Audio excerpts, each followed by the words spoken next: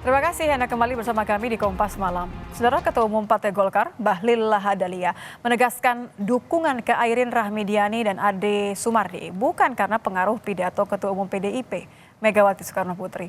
Ketua Umum Partai Golkar, Bahlil, menyebut sikap partainya ini sudah dikomunikasikan dengan Parpol Koalisi Indonesia Maju, terutama Ketum Partai Gerindra Prabowo Subianto. Ia menegaskan keputusan ini tidak terpengaruh oleh pidato siapapun, karena sudah ada kajian mendalam dari Partai Golkar. Diberikan karena pimpinan Kim juga sudah memberi restu kepada Ibu Airin di Banten atau karena pidato Ibu Megawati kemarin? Oh, nggak ada dengan pidato si A, si B, si C. Partai Golkar ini independen. Partai Golkar ini tidak akan bisa dipengaruhi oleh pidato si A, pidato si B, dan pidato si C. Justru Golkar harus mempengaruhi tentang isu-isu politik kebangsaan. Keputusan Golkar ini semata-mata adalah sebuah keputusan kajian politik mendalam. Dan sudah barang tentu namanya politik, ada komunikasi politik. Dengan Kim kita melakukan komunikasi. Jadi sekali lagi ini semua terjadi karena komunikasi politik yang... PDIP pun buka suara terkait Partai Golkar yang kembali mengusung mantan Wali Kota Tangerang Selatan Airin Rahmidiani untuk maju pada Pilkada Banten 2024. Ketua Bidang Kehormatan PDIP menilai langkah Golkar untuk mendukung kembali kadernya Airin di Pilgub Banten tidak akan mempengaruhi PDIP yang lebih dulu memberikan dukungan terhadap pasangan Airin dan Ade Komarudin. Yang mengatakan Golkar hanya ikut-ikutan, namun belum terlambat. Namanya Pak Ibu Airin ya. Nah, Golkar tadinya kan tidak usung Airin kan. Nah, ada kesadaran cepat kan lumayan kita cepat sadar itu. Pak, kamera Pak, boleh Pak? Kita juga kamera Pak. Paham kondisi Golkar seperti saat ini yang kita mengerti. Jadi tidak ada soal. Ya, pasti ada Golkar dukung atau tidak dukung ya kita PD Perjuangan kan sudah resmi mengumumkan kemarin. Gitu. Kalau mau ikut-ikutan dukung ya syukur juga itu. Kemudian Golkar mendukung itu baik juga. Belum terlambat, masih ada waktu.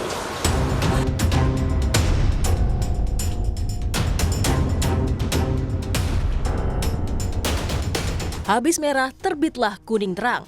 Selang 1 hari setelah Airin Rahmidiani mendapat dukungan dari PDIP untuk maju di Pilkada Banten 2024, Partai Golkar nampaknya putar haluan dan kembali menaungi Airin yang merupakan kadernya.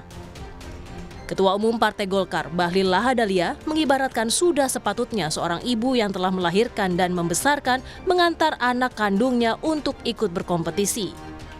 Bahlil juga berkelakar tak akan meminta Bacawagup Ade Sumardi yang merupakan kader PDIP untuk menukar baju menjadi warna kuning. Kami tidak akan minta untuk menukar warna baju untuk baju kuning. Bapak tetap kami bangga dengan baju merah saja. Sebelumnya, saat mendapat rekomendasi dari PDIP, Airin sudah diwanti-wanti Ketua Umum Megawati agar tak setengah hati ikut partainya di Pilkada serentak. Salah satunya dengan ganti memakai baju warna merah hitam. PDI Perjuangan atau mau dompleng aja gitu loh, saya nggak mau lagi.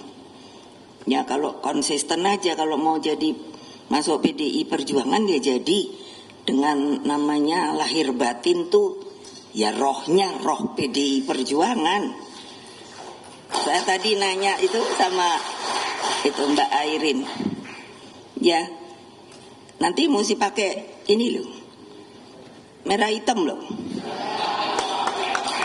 Iyalah, mau dijadikan tapi coba masa nggak pakai merah hitam? Ya gimana? Terus maunya jadi apa? Independen? Ya cari independen. Ganti atau campur warna di masa injury time memang bukan hal baru dalam kontestasi politik. Apalagi bagi Airin yang pencalonannya di Pilgub Banten nyaris batal karena Golkar memilih mendukung Sony Dimyati. Tim Liputan, Kompas TV. Untuk memahami manuver Golkar dan Airin di Pilkada Banten 2024 yang sempat berbaju merah namun kini kembali kuning, kita akan bahas bersama Hamdi Muluk, Guru Besar Psikologi Politik UI. Selamat malam, Prof. Selamat malam Nitya, selamat malam pemirsa Kompas TV yang budiman. Ya, yang juga hari-hari ini dibuat bingung warna-warni di pilkada begitu ya. Menurut Anda, apa yang membuat Golkar ini ubah haluan? Ada tekanan politik atau kembali realistis? Dengan melihat sebenarnya kan elektabilitasnya Airin di Banten ini tinggi. Ya, betul. Jadi begini, ini memang konstelasi permainan politik hari ini itu terlihat terimbas oleh pasca putusan MK yang memberikan angin segar untuk yang sebelumnya banyak kritik orang juga bahwa perilaku politik hari ini adalah politik kartel. Jadi dengan ada ambang batas yang ketat itu partai-partai bisa bersekutu untuk membuat kartel gitu sehingga bisa saja menyingkirkan calon-calon yang secara elektabilitas, popularitas tersingkir tidak kebagian tiket. Itu kan yang terjadi dengan Airin? Itu yang terjadi dengan Airin kan. Jadi walaupun sebenarnya Airin itu punya bargaining position yang bagus, bahwa dia punya elektabilitas yang jauh lebih tinggi daripada Sony Dimyati itu, ya dia punya basis sosiologis keluarga Hasan itu di Banten mengakar gitu. Dia memenangkan juga motor penggerak pemenangan Golkar di Banten itu. Soalnya bargaining positionnya, tapi mungkin ketika terjadi permufakatan di Kim itu untuk mengusung Sony dan Dimyati itu dan artinya hak veto untuk itu tampaknya ada di Gerindra ya. Jadi nggak nembus gitu loh. Akhirnya nggak nembus ke sana. Jadi korban kesepakatan koalisi begitu. Ya, jadi ada kalau orang mengatakan ini agak permufakatan jahat gitu, wah ini jahat itu. Jadi dikunci akhirnya kan. Dan dia juga nggak bisa dapat restu dari Prabowo. Nah, dengan begitu, tetapi pasca putusan MK kan ada angin segar bahwa ambang batasnya turun dan bisa misalnya lewat PDIP misalnya. Nah, itu yang Airin. Nah, menjadi hal itu, memang konstelasi bisa berubah drastis, terutama untuk perhitung-hitungan Golkar ya, hitung-hitungan Golkar. Kalau misalnya per hari ini, kalau kita percaya survei itu cukup prediktif begitu, bahwa di survei kan pernah diuji itu head to head elektabilitas Airin dengan Sony itu yang menggetarkan hati Golkar apa ini, Prof? Kembali kok akhirnya kembali mengusung. Golkar realistis dong, Golkar realistis dong. Artinya kalau dilihat hasil survei, Airin melawan Andra Sony itu jauh elektabilitasnya, menang head to head gitu loh. Kalau nggak salah saya angkanya di sekitar 70 berbanding 10% lah, 11% gitu ya. 12% belum menentukan, belum. Jadi artinya Golkar justru membuang-buang kesempatan emasnya, kader bisa menang. Jadi batal lah permufakatan jahat yang Anda katakan tadi. Batal lah, apapun namanya ya, kalau kita mau mengatakan permufakatan jahat gitu lah, permufakatan atau permufakatan yang memang disepakati dengan hitung-hitungan tertentu begitu ya. Nah mungkin artinya Golkar semacam datang lagi ke Kim gitu, misalnya saya tidak ikut kesepakatan ini misalnya ya. Apakah ada barter-barter lain misalnya kalau nggak ikut gitu, nggak apa-apa misalnya. Nah karena memang secara objektif ya seharusnya dari awal Golkar itu mencalonkan Airin untuk alasan-alasan yang masuk akal ya. Yang kita sebut tadi, elektabilitas Airin paling tinggi, dia punya basis sosiologis yang jelas di Banten itu ya. Dan Golkar merupakan rumah ya. Maaf saya potong, Prof. Karena saya ingin bersama-sama mendengarkan ini pernyataan dari Airin ketika ditanya soal kenapa berubah warna setelah sempat kemarin pakai merah, bukan merah hitam sih, merah putih ya masih kemarin ya. Kita akan dengarkan bersama. Politik dinamis yang selalu saya sampaikan.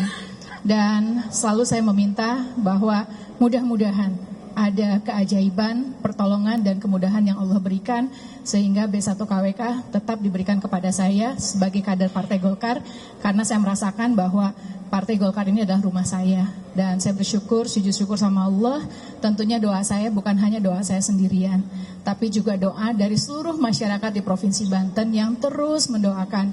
Pada saat kemarin deklarasi ya Pak De ya, kita juga bersyukur alhamdulillah banyak yang sudah memberikan doa. Nampaknya memang kalau Airin hatinya memang tidak pernah berubah warna ya, tapi keputusan ini akhirnya di luar bahwa memang sangat realistis. Ini akan berdampak seperti apa, Prof, kepada Kim? Apakah memang ada ganti deal-dealan lainnya untuk daerah lain misalnya? Biasanya politik begitu. Jadi di depan layar aktor politik tidak akan bilang seperti itu, tapi di belakang layar itu biasa gitu loh. Jadi kalau misalnya satu kesepakatan berubah, harus ada dibuat kesepakatan baru supaya keseimbangan politik itu jalan gitu loh. Jadi bisa saja memang akhirnya akan ada deal-deal gitu. Golkar misalnya memberikan yang lain untuk di pilkada tempat lain dengan Kim gitu loh. Itu biasa gitu. Saya kira mungkin ya. Sangat mungkin ya, rela untuk kemenangan yang lain. Terima kasih Prof. Hamdi Muluk, Guru Besar Psikologi Politik UI sudah bergabung bersama kami di Kompas Malam. Selamat malam Prof.